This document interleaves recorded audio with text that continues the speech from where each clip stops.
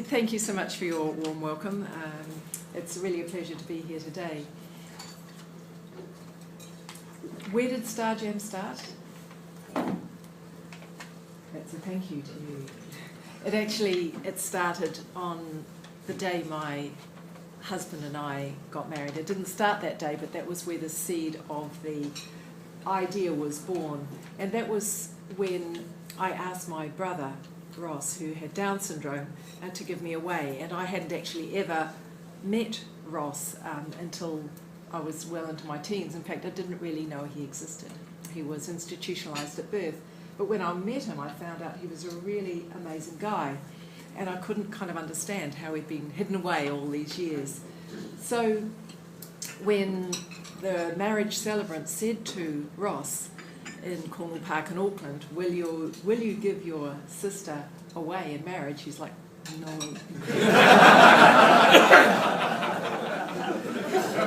However, we did get married, and what happened on our wedding day was, on our party afterwards, was that Ross gave up and gave this absolutely amazing, spontaneous speech. And nobody had ever asked him to do it. He just got up and spoke. And it was like he was giving the speech of his life, and unless you knew him very, very well, his speech was entirely unintelligible. But he knew exactly what he was saying, and it was a very, very moving speech. After which, people started treating him differently. So it was just in an instant he became a real person. Before he was like a nobody, and just then he became a real person, which was most surprising and delightful at the same time. And I guess it sounds like you had a very inspiring speech last Monday. And I guess this is a little bit of a theme of the same story.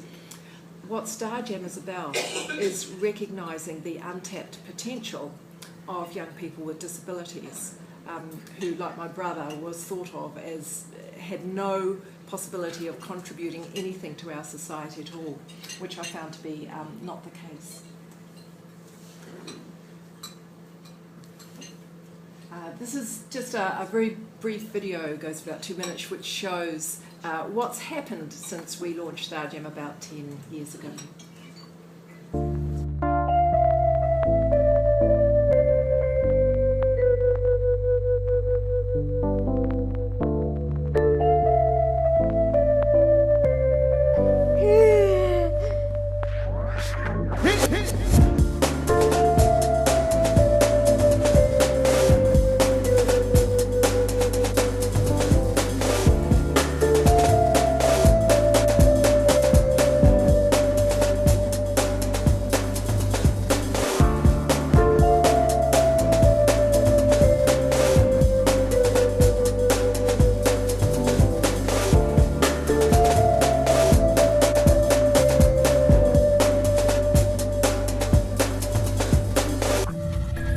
It was meant to be, eh?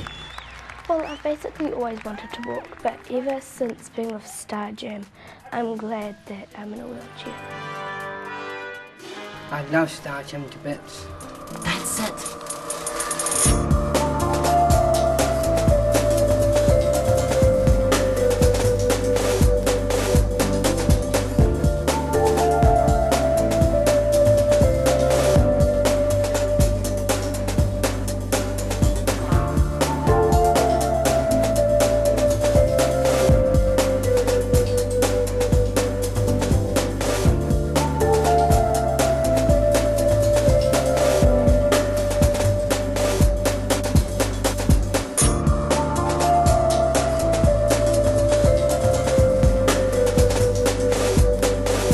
No matter how many times I go to Starjam, I can't get enough of it. I always want more.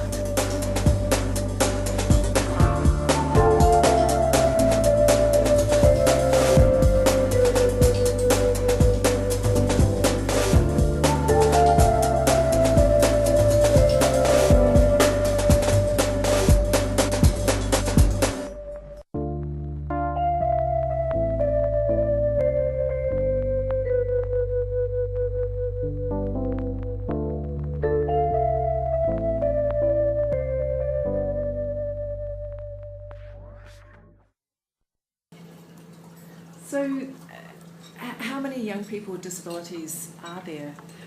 Statistics tell us that there's maybe 200,000 in New Zealand, maybe 8,000 in the Wellington district, and currently we have places for 300 young people with disabilities in performance programs every week, and we have growing waiting lists.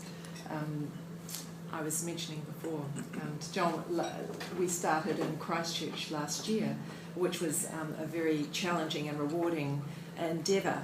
And as soon as we launched our programs, there were pretty much already waiting lists. So we have places for 40 children in Christchurch, and we have 60 on the waiting list there. So the programs are in singing and dancing and guitar and drumming. And there's just a little table there of where our programs are. It's a very bland kind of page, but what happens behind the scenes is far from bland. I'm here at the kind invitation of one of your members whose child is part of our program, and so she would be able to tell you a lot better than I can what it's like for a family to be involved with Starjam.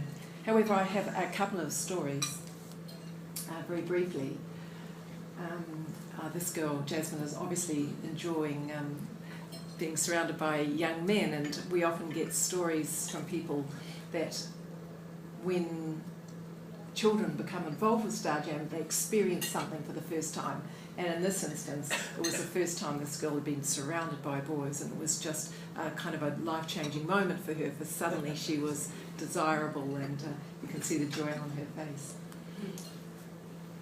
This guy, his name's Josh, and he lives in Hamilton, and I happened to meet him when we launched our programs in Hamilton.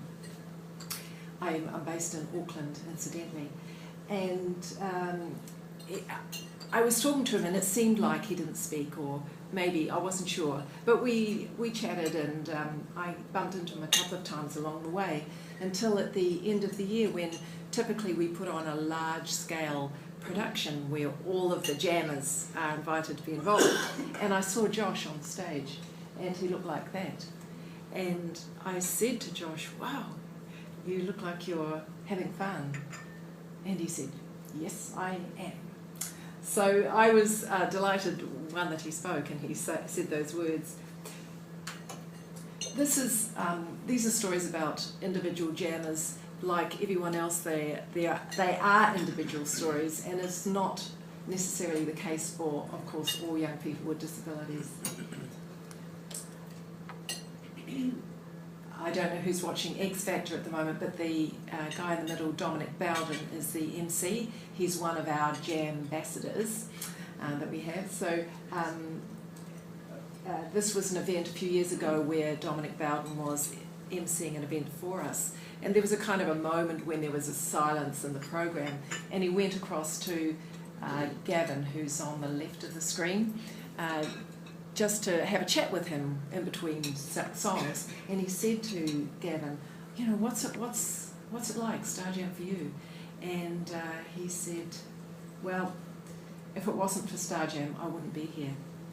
So the kind of the gravity of that took a while to sink in, and later I was discussing that because we'd had an evaluation done which showed results alarmingly that young people with disabilities, quite a few of them, had been suicidal and or depressed, and they never had a place to belong. And once they had that place to belong, it changed their lives immeasurably, and they had a life of joy. So that was a wee bit of a shock to hear that from Gavin. And I was talking about it with some parents sometime afterwards, and one of the mothers said to me, "You know, it's not just the jammers." So some of the families do lead extraordinarily challenging lives, and it's my great honour to have to get to know so many of them. This is a delightful story about first jammer love.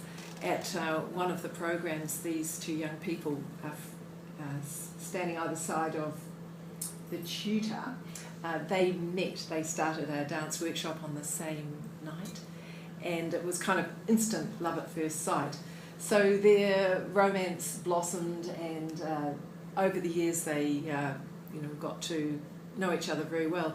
And on Brooke's 18th birthday, Brooke's the girl and Jesse's the guy, Jesse had been to the warehouse that day, and he went round and he found the biggest diamond ring he could purchase at the warehouse, and he went to Brooke and proposed to her, and so they're our first engaged couple through Starjam. I'm not sure how much he paid for that diamond ring at the warehouse. On the video at the beginning, which you may not have been able to hear, there's a girl, Olivia, and she says on that video, "I always wanted to walk, but since being in Starjam, I'm glad I'm in a wheelchair." That's Olivia at the front, in the middle, with a beaming smile. And one of Starjam's values is the belief that anything is possible. And we've had a lot of celebrity involvement, being very successful in that, and the jammers kind of think we have a magic wand and can produce anyone we like to be involved with Starjam, and that's great. So Olivia, who is actually at university studying media studies, she decided last year, yes, they were going to meet Taylor Swift. I hadn't heard of her, ashamedly, at the time, but we said, let's try it. So Olivia actually made a video to send to Taylor Swift, and so we spent a little time finding out where to send it, and to cut a long story short, Taylor Swift accepted Olivia's invitation, and 8 of our jammers got the most momentous moment of their life last year when they got to meet her, which sounds kind of like a nice moment, but it really changes the young people to feel like, well, we're just on the same level, we can do what everyone else can, and they're still talking about it. I actually haven't been watching my time, so if somebody could give me a little wink up on a few minutes. Yeah. Our programs have grown and grown. We've got, as I say, waiting lists, and this year we've had a particular challenge. I think it's not exclusive to us. We have a kind of a financial challenge at the moment, and we're about to launch a campaign to see if we can attract some funding through a crowdfunding website called Indiegogo. So we haven't launched this video yet, but if it works and if the sound works, you can have a little bit of a sneak preview to this video. Oh, it's one slide away. There was another rather amazing moment when Coldplay came and jammed with our jammers last year. That's another one everyone's still talking about. Coldplay invited 60 jammers to jam with them, and Coldplay were in New Zealand for one day, and they spent an hour with the jammers, and everyone was jumping out of their skin with excitement. Oh, see, I'm several slides away. This one just explains the cost. When you take all of the costs into consideration, the salary of the people who coordinate and liaise and support the parents, it costs a maximum of $2,000 per jammer per year, so that's like about $2 per day.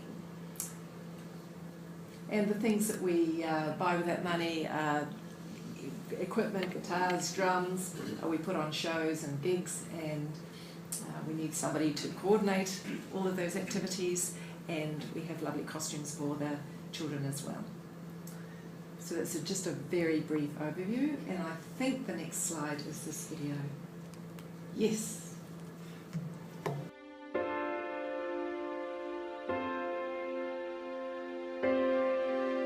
Hello. Hello. Hello. Hello. What's up? We know you're busy, but please take a minute here afterwards. After Starjam is a charity that gives the young people, like me. like me, Me. the chance to feel amazing, Amazing. a chance to shine. If you can sing, If you want to sing, play an instrument, or dance, Starjam helps you be brave enough, to stay on stage. Show the world. then that you're a star. Starjam has helped thousands of us. Thousands. That's heaps. To become jammers. Jammers. Jammers. That's our word for stars.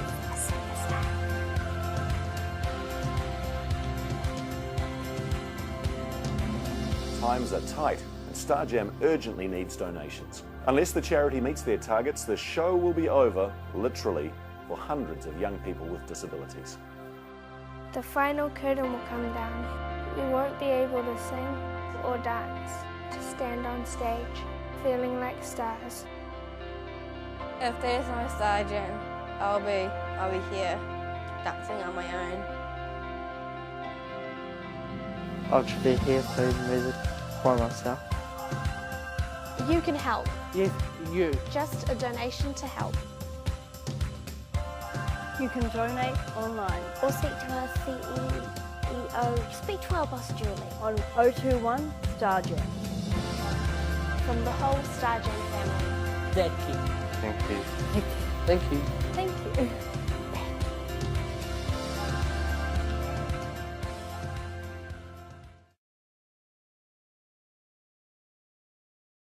Oh, thanks, Peter.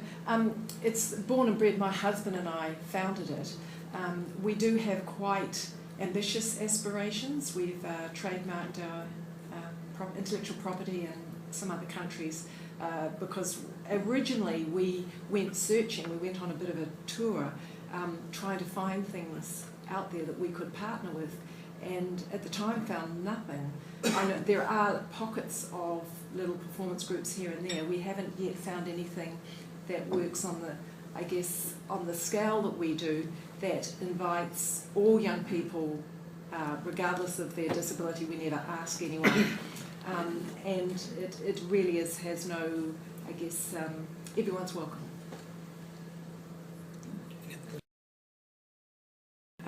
We have 30 tutors. We have a tutor per program, and then usually 2 volunteers per program, so that's about 90 people who run our programs. And so we select them based on their values alignment to Starjam rather than their expertise in any particular musical field. In fact, we've had a singing tutor who couldn't actually sing at all but led a workshop beautifully. So it's really about getting the right people to work with the jammers and to work with our values of acceptance and respect and the belief that anything is possible and unconditional love and all those things. Lots of people want to be tutors. Almost daily we get emails saying, I want to be a tutor or I want to be a volunteer, but it's quite a rigorous selection process. Definitely. Well, here's a little secret. We're giving people an experience. So although we say what we do is empower young people with disabilities through performance, our ultimate goal is that everyone else will be inspired by them, and it will change their attitude, the way people's attitude changed after my brother gave his speech at the wedding. So it's the idea is that other people will lose their discrimination, to use that D word, and that they will then never give it a moment's thought to employ somebody with a disability.